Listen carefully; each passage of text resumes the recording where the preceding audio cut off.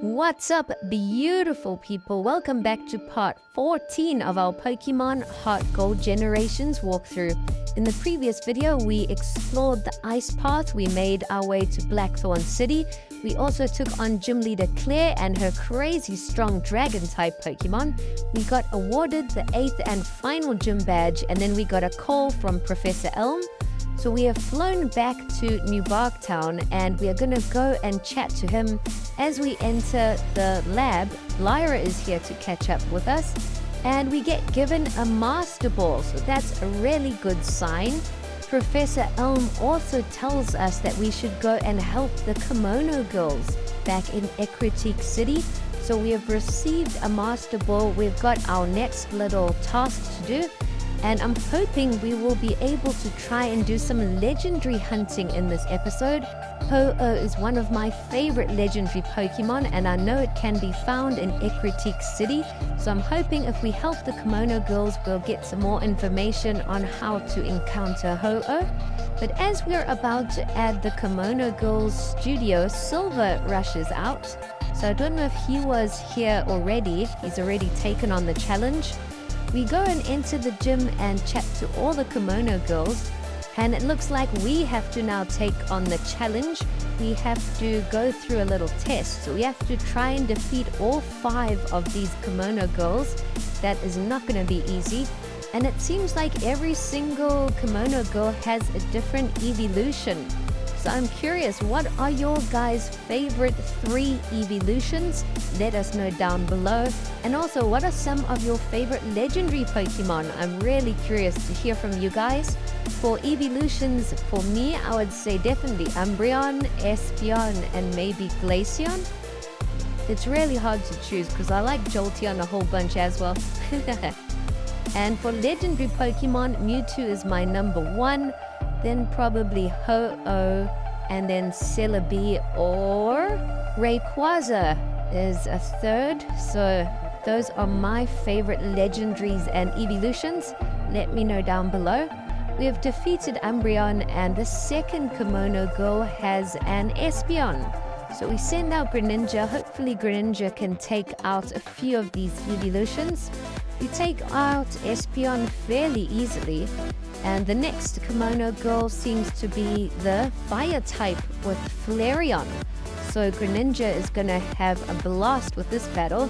We hit Flareon with 1 Surf attack and that's all it takes. We've defeated another Kimono Girl. The next one is the evolution for Jolteon. So if we get hit with an electric attack, we might get knocked out.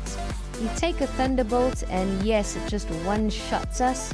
But the next Pokemon we're going to send out is Salazzle. So luckily it's just 1 Pokemon for each Kimono Girl. It's not like they have an entire team. We defeat Jolteon and the final Kimono Girl sends out a Vaporeon.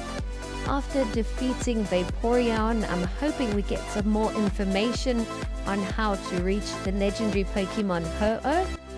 We've defeated Vaporeon and we chat to the Kimono leader and she gives us a clear bell. So that's really interesting. One of the Kimono Girls' little sisters tells us that they just saw a shadow of the legendary Pokemon Ho-Oh fly toward the tower. So I'm guessing that's our time. We enter the bell tower and see if we can actually make our way upstairs. Before, this elder was blocking us, but now since we've defeated the gym leaders and the Kimono Girls, we get granted access. So I'm really hoping we can find Ho-Oh at the top of the tower. Wow, look how cool this path looks. Everything is all orange. It must be autumn time in Ecruteak City, or maybe they just have trees that are this kind of color. We enter the bell tower and the next elder makes sure we have the little Ho-Oh feather item with us. And if you do, he will also allow you access. So now we've just got to try and figure out how to reach the top, and it's pretty much a confusing puzzle at this stage. As you can see, there's a whole bunch of ramps that you have to jump over and try to figure out the path, but normally there's only one way that you can do it. So we did go do a little detour there just to collect an item, But now we're gonna try and figure out how to get to the top of the tower. We reach the next floor, and with each floor it gets more and more confusing. There's more ramps and more paths that you can take. As you can see, there was a little item in the bottom right, so I do want to try and pick up as many items as we can. If I do forget 1 or 2 items, it's not the end of the world. And in this tower there are multiple ladders, but some of them lead to dead ends like that one. So you don't know which ladder to actually take. You might spend a bit of time trying to reach a ladder and it's the wrong one. You just have to continue exploring. Here we've reached another ladder, and we've also found an escape rope, which is probably really useful.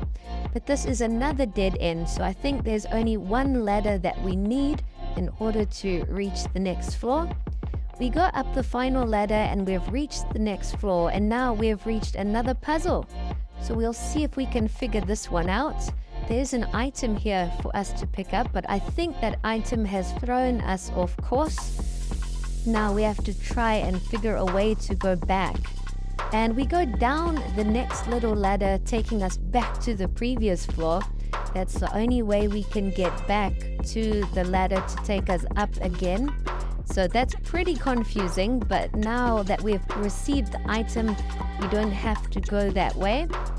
We return back to the floor that we had made it to, and this time instead of heading right for the item, we're just going to go straight down. We climb up a ladder and find a max potion item, and I think that was the correct ladder because we've made it to the next floor. Now we just have to try and reach that last ladder. There is another item for us to pick up, but we've just encountered a wild ghastly, and I'm surprised we haven't actually caught this yet. So we're going to throw out a quick ball and see if we can catch it. And we do, so we've caught ghastly. I know a lot of you guys love Gengar, so if you've been searching for ghastly, you could pick one up now. We pick up the item and reach the ladder and go upstairs. And here there are ramps and also little teleportation pads, so that's made things even more confusing now. We hop on the teleportation pad and see where it takes us. Hopefully it takes us somewhere interesting. We're just going to have to try and wing it and see where we end up. We find an item, a max elixir, but it seems like we've reached a dead end there. There is another teleportation pad here for us, so we just have to try and figure out how to reach the second one. We reach the next teleportation pad and it just takes us again to another item. So we pick up a nugget. Obviously we have to backtrack and try and go all the way back and maybe avoid that first teleportation pad that we walked on. So we backtrack back to the beginning, and now we're going to head over the ramps. We find a max revive. We've obviously got to try and find a different teleportation pad. So we hop on this one and it seems to have taken us to the next floor. But here the bridgeway is blocked, so we're going to have to hop on the teleportation pad. We pick up an HP up and explore this route. There's only 1 teleportation pad for us to take. So if we've only got 1 option, then we're going to have to take it. And there's another teleportation pad hiding behind the little centerpiece. We've reached another ladder and it seems we are making it higher and higher. We must be really close to the top. And we've done it. We have found all the Kimono Girls at the top of the tower, and how beautiful does it look up here. We show them the clear bell and they perform some kind of ritual here. And as you can see, all the leaves are falling off the trees and all the bells are chiming on the sides of the tower. And I believe that is going to attract the legendary Pokemon Ho-Oh. And yes, it's appeared. It's flying back down to the tower. And we might even get to battle it now. Hopefully we can catch it. There's no ways that I'm letting Ho-Oh escape. We might even have to use our Master Ball. We interact with Ho-Oh and it takes us on for a battle. How cool does Ho-Oh look? It's level 45, so it's pretty strong already. We throw out a quick ball to try our luck, but unfortunately it doesn't work. How cool would it be if our first quick ball actually caught it? I think that's wishful thinking. But we've got Tropius up front, so we're going to try and weaken Ho-Oh a bit, and then we'll throw out some of our Ultra Balls. If we can get it into the red zone, it will make it a bit easier for us to try and catch. Tropius does get it into the red zone, and now we throw out an Ultra Ball. Hopefully it does the trick.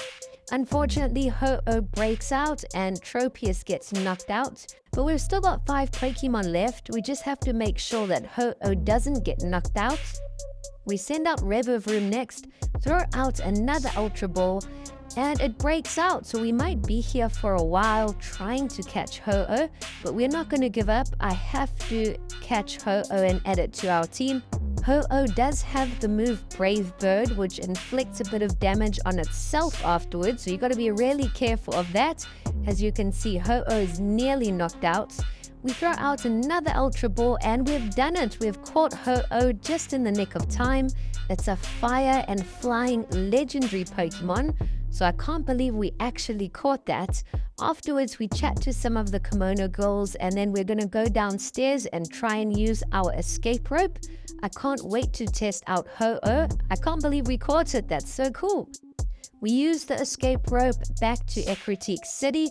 We're going to heal up our team, and then we're going to explore the route to Victory Road in the next video. So that's all it's going to be. Thanks for watching.